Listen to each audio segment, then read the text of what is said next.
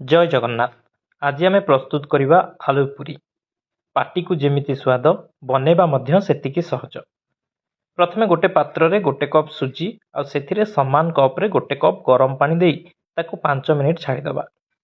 एबे सही सुजी रे गोटे सिझा आलूर चकटा पकेइबा आ सेथिरे टिके हळदी, गोटे छोट चामच कुटा होइथिबा लंका गुंड, कस्तूरी मेथी, कटा होइथिबा धनिया पत्र, स्वाद अनुसार लूण एवं अधा चामच पान मधुरी गुंड पकाई भल भाबरे मिसाई दबा।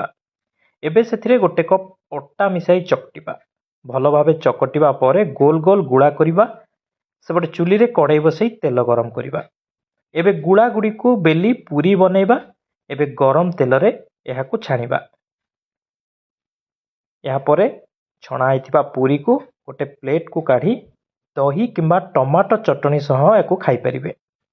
अति सहज रे घरे प्रस्तुत करंतु एही आलू पूरी। थरे आपण भी बनै देखंतु। भल लागिले आम वीडियो को लाइक एवं शेयर करने सह चैनल को सब्सक्राइब करंतु।